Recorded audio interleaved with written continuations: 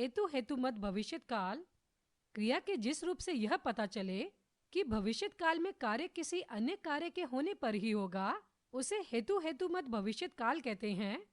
जैसे यदि वर्षा होगी तो फसल अच्छी हो जाएगी, यदि खिलाड़ी अच्छा खेलेंगे तो मैच अवश्य जीत जाएंगे। वाच्य पढ़िए और समझिए। क ख मालती कपड़ा सिलती है, मालती से कपड़ा सिला जाता है। प्रणय निबंध लिखता है, प्रणय के द्वारा निबंध लिखा जाता है। बच्चे सो रहे हैं, बच्चों से सोया जाता है। उपरोक्त खंड क के वाक्यों की क्रियाएं अपने अपने कर्ता के लिंग तथा वचन के अनुसार प्रयुक्त हुई हैं, जबकि खंड ख के वाक्यों की क्रियाएं कर्म व भाव के अनुसार प्रयुक्त हुई हैं। वाक्यों की क्रियाओं में यह परिवर्तन वाच्य के कारण हुआ है। क्रिया के जिस रूप से यह पता चले कि वाक्य में क्रिया कर्ता कर्म या भाव के अनुसार आई है, उसे वाच्य कहते हैं। वाच्य के भेद। वाच्य के 3 भेद होते हैं। 1 कर्तृवाच्य, 2 कर्मवाच्य, 3 भाववाच्य। 1 कर्तृवाच्य जहां क्रिया का संबंध कर्ता के साथ हो, अर्थात जब वाक्य में क्रिया के लिंग पुरुष और वचन कर्ता के अनुसार होते हैं तो उस क्रिया को कर्तृवाच्य कहते हैं। जैसे शुभम दौड़ रहा है, निशा फूल तोड़ती है। उपरोक्त वाक्यों की क्रियाएं कर्ता शुभम और निशा के अनुसार हैं, अतः ये कर्तृवाच्य हैं।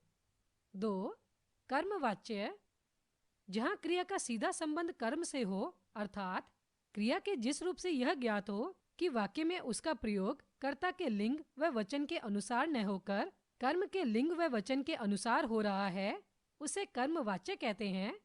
जैसे सुमन से आम खरीदे जाते हैं, प्रधानाचार्य द्वारा पुरस्कार बांटे जाते हैं।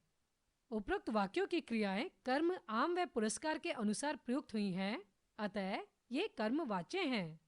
3 भाववाच्य जब वाक्य में क्रिया का प्रयोग कर्ता और कर्म के लिंग पुरुष व वचन के अनुसार न होकर भाव के अनुसार होता है तो उसे भाववाच्य कहते हैं।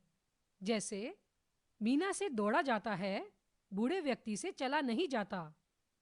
उपरोक्त वाक्यों की क्रियाएं कर्ता और कर्म के अनुसार नहीं हैं, बल्कि भाव के अनुसार हैं, अतः ये भाववाच्य हैं। भाववाच्य में निम्नलिखित विशेषताएं होती हैं। 1 इसमें क्रिया सदैव पुल्लिंग में अन्य पुरुष के एक वचन की रहती है।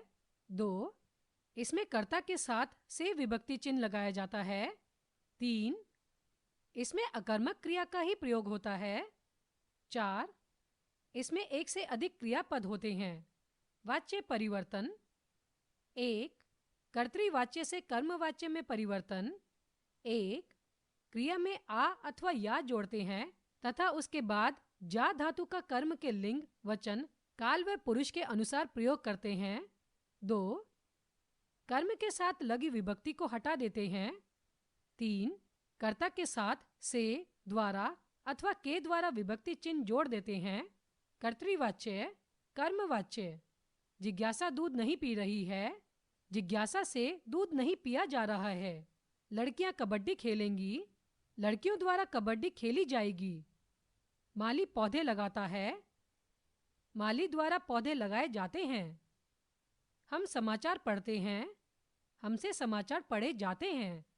2 कर्तृवाच्य से भाववाच्य में परिवर्तन। 1 मुख्य क्रिया को सामान्य भूतकाल की क्रिया के एक वचन में बदलकर उसके साथ जाना क्रिया के एक वचन पुल्लिंग व अन्य पुरुष का वही काल लगा देते हैं जो कर्तृवाच्य की क्रिया का होता है। 2 कर्ता के साथ से, द्वारा अथवा के द्वारा विभक्ति चिन्ह लगाते हैं।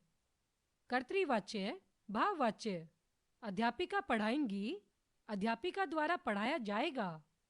आंचल खाना नहीं बनाती है, आंचल से खाना नहीं बनाया जाता है।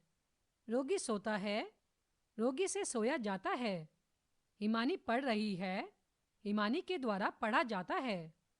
3 कर्मवाच्य और भाववाच्य से कर्तृवाच्य में परिवर्तन। 1 सबसे पहले कर्ता के साथ प्रयुक्त से, के द्वारा या द्वारा शब्द को हटाते हैं।